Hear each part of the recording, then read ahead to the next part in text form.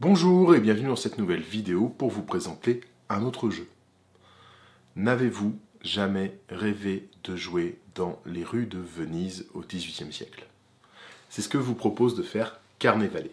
Carnevale, ça va être un jeu où on va jouer donc dans les rues de Venise au XVIIIe siècle, dans une ambiance très carnavalesque, mais teinté de fantastique, avec des monstres à la Cthulhu qui vont sortir des profondeurs, des zombies trafiqués, des vampires, des choses comme ça. Voilà, il y a plein de factions très sympas dans Carnevale, qui va être donc un jeu d'échauffourée, qui va se passer à la fois sur les bords, sur alors pas les quais, mais les rues en fait de la ville, et dans ces canaux. Il y a même des gondoles qui sont jouables.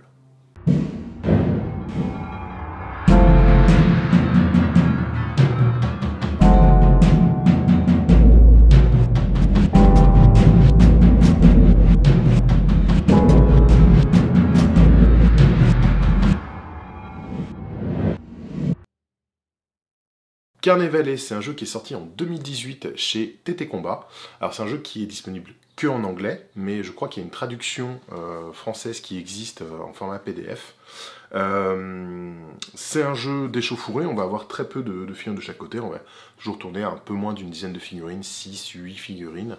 Et c'est un jeu en activation alternée, voilà, où chaque joueur va jouer ses figurines avec des points d'action, etc.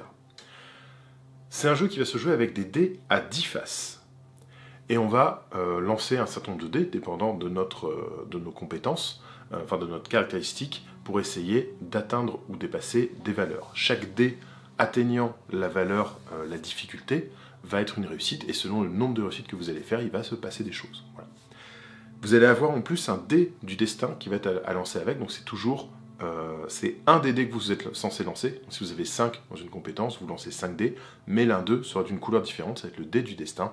Et selon s'il fait un 10 ou un 1, en fait, vous allez ponctuer votre action par un effet critique ou négatif. Voilà. Alors le 1, c'est uniquement si votre jet général est un échec. Si en plus vous avez fait 1 sur votre dé de destin, c'est un fumble. Si vous avez fait un jet avec au moins une réussite et que votre dé est un 10, c'est un effet critique. Voilà.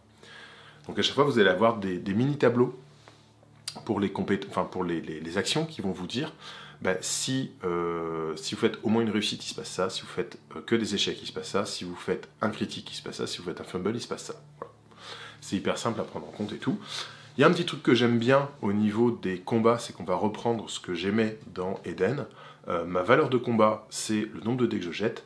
La difficulté pour l'attaque, c'est la défense adverse. Alors là, en l'occurrence, la défense, ça va être l'esquive, ça va être l'agilité, en fait. Bien plus qu'un système de défense à proprement parler, quoi. Mais du coup, c'est un seuil qui dépend de la figurine sur laquelle on tape. Et ça, j'aime beaucoup. C'est quelque chose que je trouve vraiment sympa. En plus de ça, on va avoir une valeur d'armure, enfin une valeur de protection, qui va être soit des talents naturels à esquiver ou quoi, soit tout simplement une vraie armure en dur. Et là, c'est simple, vous prenez autant de dés, une fois que l'attaque a été résolue, prenez autant de dés que votre valeur d'armure, vous les jetez, et sur chaque réussite, sachant que le seuil, alors quand vous avez un seuil fixe dans le jeu, c'est toujours 7. Voilà, quand vous avez quand il n'y a pas de seuil annoncé, c'est que c'est 7. Vous lancez les dés, pour chaque résultat de 7, 8, 9 ou 10, vous enlevez une réussite à votre adversaire. Voilà. C'est très simple. Les critiques enlèvent une réussite de plus. Par contre, si vous faites un fumble, vous prenez un dégât de plus. Voilà. Genre, votre armure, non seulement vous n'a pas protégé, mais en plus vous a fait mal en s'enfonçant dans la peau et tout. Voilà. Donc l'univers est super sympa. Il y a plusieurs factions très dans l'esprit de ce qu'on imagine être Venise.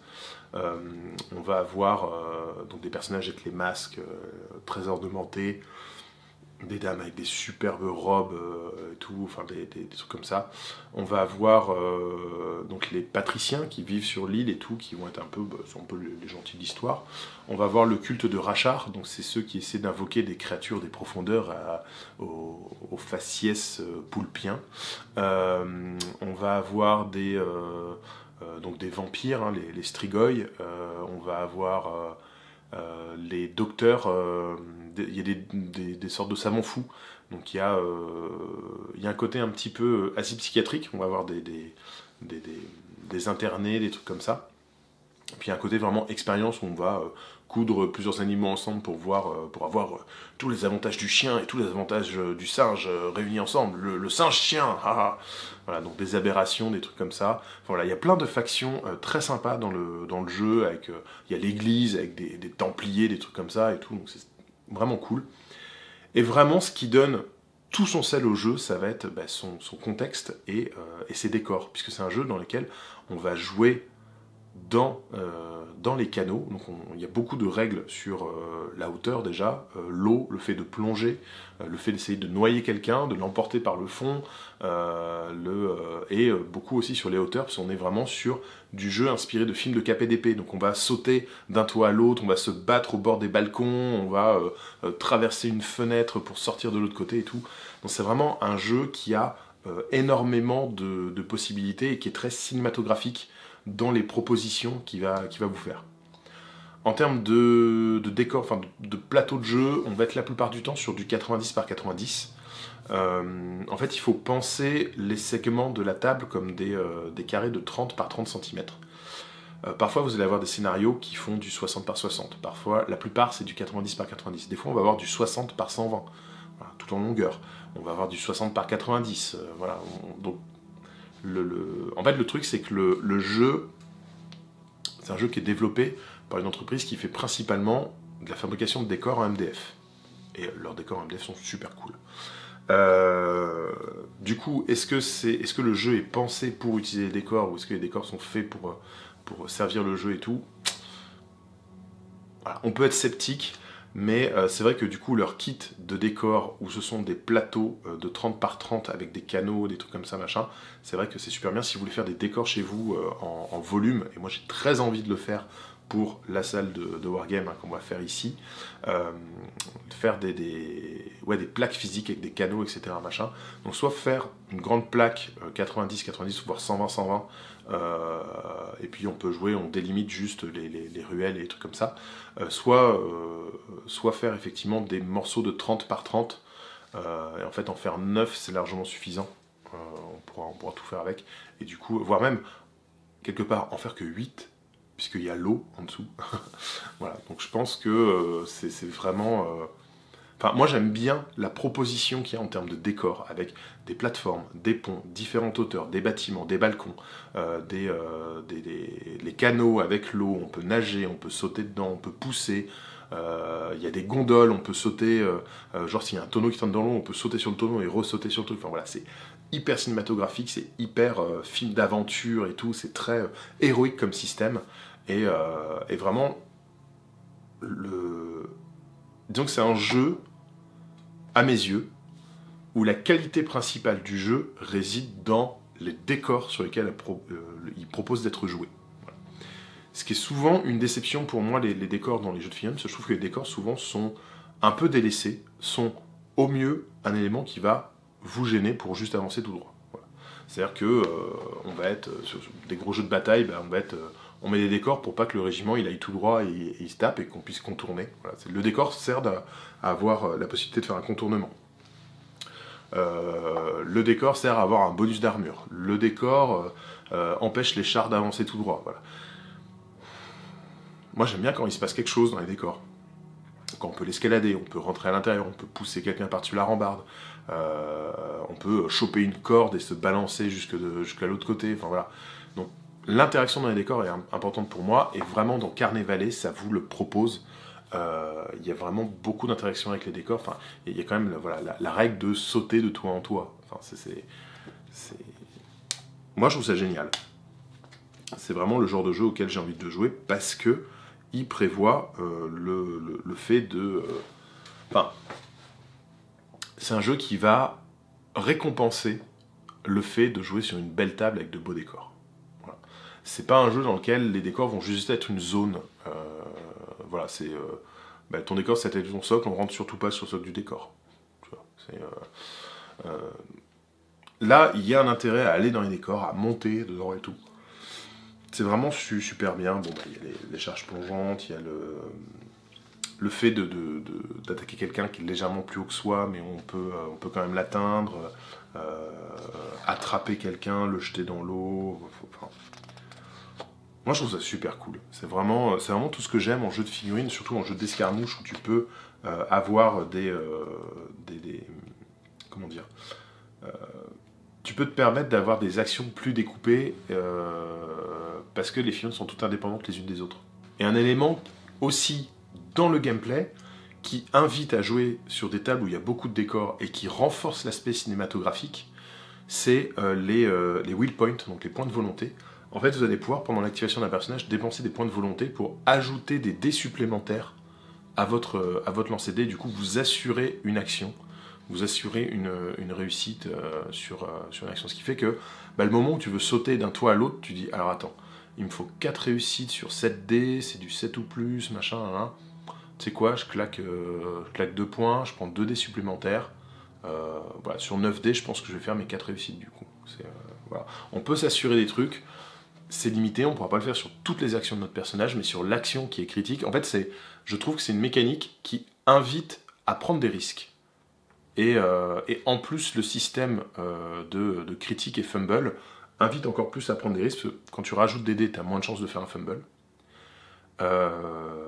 Mais t'as pas moins de chances de faire un critique. Donc ça encourage la réussite.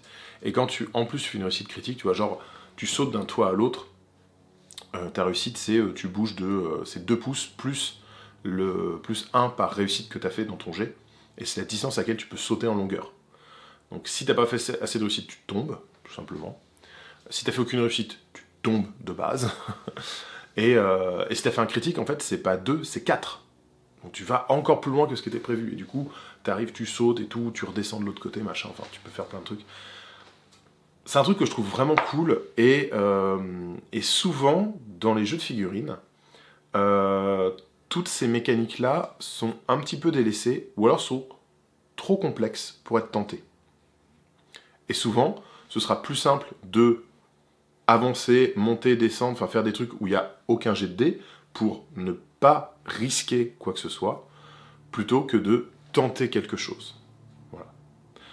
Voilà. Donc Carnet Valley, il y a plein de figurines. Les figurines sont une espèce de plastique résine, un restic, je ne sais pas exactement, sont pas hyper fines, hyper détaillées, mais sont très simples. Il y en a plein, il n'y a même pas d'assemblage à faire, elles sont d'un bloc. Il y a un tout petit peu d'assemblage à faire sur certaines, sur des grosses pièces. Et surtout, c'est vraiment pas cher, parce qu'un starter, ça coûte 25 €. 25 €, vous avez un starter pour tester le jeu. Les règles, si je dis pas de conneries, elles sont en téléchargement libre sur le site de l'éditeur. Ce gros bouquin, c'est pour avoir de l'univers, parce qu'en fait, on a... Voilà. Voilà. Hop. Je vais y arriver. Ça, c'est les règles. Ça, c'est de l'univers. Voilà. Donc, il y a vraiment beaucoup d'univers dans le jeu, dans le livre. Donc, le livre n'est pas du tout obligatoire. Il existe à ce jour, 2 boîtes de base. Il y a une grosse boîte dans laquelle il va y avoir énormément de matériel, donc qui est un peu cher, mais il y a 2 bandes complètes, ce livre-là, les dés, les gabarits, tout ça, et surtout, il y a plein de décors en carton pour pouvoir jouer directement. Notamment, vous allez avoir des plaques qui vont représenter en fait les pontons, la surface, etc. Et vous allez avoir des boîtes imprimées maison. Vous assemblez la boîte, ça vous fait des pavés à 6 côtés. Elles n'ont pas toutes la même taille, pas toutes la même largeur et tout. C'est vachement... Enfin, c'est con, mais en fait, sur un truc où tu assembles... ça prend moins de 20 minutes d'assembler tous les décors qu'il y a dans la boîte, en fait. Et t'es prêt à jouer, tu peux tester le jeu. Et si je dis pas de conneries, en plus, il me semble que toutes les figurines de cette boîte sont des figurines monoblocs. Donc tu peux vraiment jouer à la sortie de la boîte pour tester le jeu et tout machin. Cette boîte est un petit peu onéreuse, mais il y a tout dedans. Et sinon, il y a une deuxième boîte qu'ils ont sortie qui est plus petite, où là, on va avoir, je crois que c'est 3 ou 4 figurines par faction. C'est en gros, c'est une demi-bande. Et il y a une petite campagne en 2 ou 3 scénars à tester. Alors le truc, c'est que les 2 boîtes de base, c'est les mêmes factions dedans, c'est la guilde contre les rachards. Dans les 2 cas. Voilà. Mais du coup, pour commencer, c'est vachement bien. Et sinon, un starter, ça vaut 25 €. Enfin, actuellement, je pense sincèrement que c'est le jeu de figurines le moins cher. Après, c'est pas les plus belles figurines, je suis d'accord. Mais il y a des designs qui sont hyper intéressants. Il y a plein de figurines qui pourront servir pour Cogs. Et c'est vraiment chouette. Voilà. Carnet Valley, c'est un petit coup de cœur. C'est un jeu qui invite à jouer dans des super décors et qui récompense le fait de jouer dans des super décors. Et c'est un jeu où vraiment il se passe énormément de choses. Vous avez plein d'actions à faire, donc le jeu est surprenant de bout en bout. Les actions désespérées sont les plus intéressantes. Sur ce, je vous dis à très bientôt pour découvrir de nouveaux jeux. Un indice, c'est glissé. Non, un indice, c'est glissé dans cette vidéo. Voilà, je mélange les mots. Donc, saurez-vous retrouver cet indice et deviner de quel jeu je vais vous parler prochainement. Allez, à bientôt.